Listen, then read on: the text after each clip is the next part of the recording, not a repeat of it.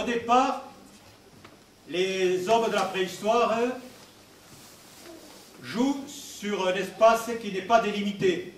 Un peu comme on le fait sur la plage quand on joue avec des raquettes. Et puis un jour, ils ont envie de savoir qui est le meilleur, et ils décident de tracer un terrain. Alors ce terrain, il peut être long ou il peut être court. Il est long si on a de la place, si on est nombreux à jouer, et il est court si on manque de place, ou si on est un contre un, etc., etc. Alors, la courte pomme, ça se joue au départ dans des salles d'abbaye ou dans des salles de château. C'est surtout ceux qui ne veulent pas trop se mélanger avec le peuple qui décident de jouer à l'intérieur. Un jeu de courte pomme à Paris, 1632. Ces jeux de pommes, qu'ils soient longues pommes ou courtes pommes, deviennent rapidement des jeux nationaux, un peu comme le football aujourd'hui. Au départ, on joue avec la main nue, c'est-à-dire avec la paume de la main. Et puis, on se rend compte quand même que ça fait mal. Alors, on trouve déjà les Romains qui jouent avec la main protégée par des bandelettes. Et puis, un peu plus tard, on invente le gant pour le sport, avec une protection au niveau de la paume. Un gant, c'est pas très grand, donc parfois il arrive qu'on manque la balle, donc on décide d'agrandir le gant. Ce gant casserole, il était utilisé encore à la fin du 19e siècle dans le nord de la France. Et puis d'autres, en voyant les battoirs de lavandière, se disent pourquoi pas utiliser un battoir. Alors il y en a un qui a eu l'idée de fabriquer des raquettes avec une peau de parcheminée tendue dessus. Donc il a plié le branche, vas-y. Voilà. Et puis, sur cette branche, il a fixé une peau. Un roi de France a décidé qu'il ne faudrait plus utiliser le parchemin pour le sport parce qu'il a manqué pour l'écriture. Et donc, les joueurs, il a fallu qu'ils trouvent autre chose. Les balles et les ballons. Alors au départ, on joue avec une vessie de porc. Avec ça, bien sûr, c'est difficile de jouer sur un grand terrain, donc de jouer à la longue pomme. Je suppose qu'on jouait avec une vessie de porc sur un espace non délimité. Par la suite, la vessie a été protégée par une enveloppe de cuir, parce qu'une vessie, c'est relativement fragile.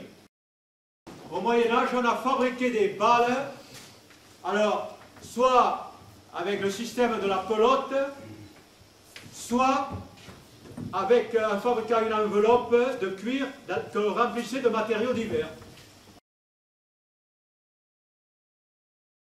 Dans notre région, ça s'est passé d'une façon complètement différente. Pourquoi? Je ne le sais pas encore. C'est-à-dire qu'on retrouve vers 1550 un instrument qu'on ne trouve nulle part ailleurs excepté en Italie, qui sert à protéger la main et qu'on appelle le brassard. Alors voilà le brassard, c'est creux, il y a une barre en travers, on attrape le brassard et on renvoie le ballon avec ça. 1550-1861. Alors, comment était le ballon? C'était une enveloppe de cuir remplie de clair d'œuf et de vinaigre. Si on mélange le vinaigre avec la claire d'œuf, le vinaigre fait coaguler la claire d'œuf et la rend élastique. Sous Napoléon III, on supprime beaucoup de jeux de ballon pour en faire des promenades. Un siècle plus tard, on supprimera les jeux de ballon qui restent pour en faire des parkings. En 1861, un tonnelier de Metz fabrique les premiers tambourins français en peau de porc, mais rapidement, ces peaux de porc sont remplacées par des peaux de chèvre. Le fabricant va essayer ça avec les joueurs de brassard, et on décide d'abandonner les brassards pour jouer avec des tambourins. Mais les règles restent les mêmes, les terrains restent les mêmes, et les joueurs, à quelque chose près, restent les mêmes. Donc, on peut dire que le tambourin est la continuité du jeu de ballon avec brassard. Alors, le tambourin français, vous en avez un là, c'est un cercle avec une peau parcheminée de chèvre tendue dessus. Il sera utilisé donc de à peu près 1861 jusqu'à 1954 au moment de l'arrivée des Italiens. Aujourd'hui, les joueurs ont le choix entre engager avec un battoir ou avec un tambourin. Et par facilité, pour ne pas avoir à apprendre à battre, la plupart aujourd'hui engagent avec un tambourin, ce que je trouve bien regrettable. Parmi les premières parties, une partie en 1878, c'est assez rigolo, les bonapartistes contre les républicains. Comme quoi la politique est partout. C'est Agde, 1910. Alors Agde, ils écrivent qu'ils sont un nouveau club, qu'ils jouent pour le moment sur un terrain trop court, mais qu'on va leur faire un terrain. Et comme on ne leur a pas fait de terrain, l'année après, ils ne jouaient plus au tambourin. Pézenas a démarré son premier concours en 1909. Les Montpelliérains décident de créer une fédération. Le but est un peu politique. Et donc, on crée une fédération et on se fait appuyer par un journal de l'époque qui s'appelait L'Éclair. Jusqu'en 1954, on suivait des règles qui remontaient à l'époque des Romains et des Grecs. Et parmi ces règles, la principale, c'était la chasse. Alors, c'était quoi la chasse? C'était du gagne-terrain. Quand le joueur recevait une balle, il avait deux solutions. Ou la renvoyer en l'air dans le camp adverse, ou la faire rouler à partir de ses pieds. Quand il décidait de faire une chasse, la balle partait donc à partir de ses pieds, enfin devant lui, là, roulait, traversait son camp sans difficulté, bien sûr personne ne l'arrêtait, et commençait à rentrer dans le camp adverse.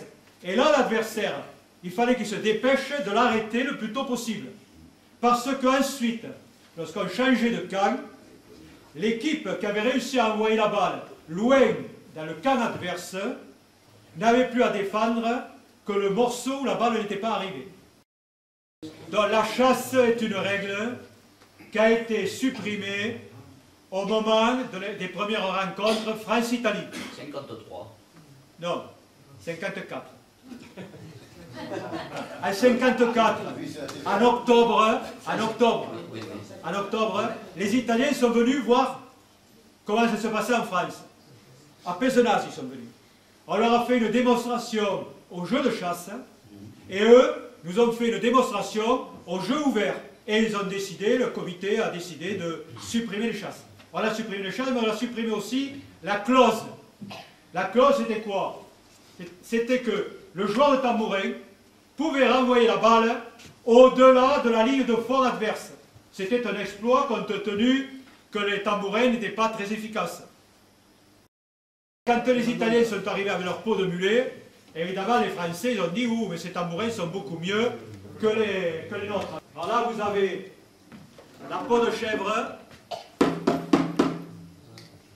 et là vous avez les tambourins en peau de mulet.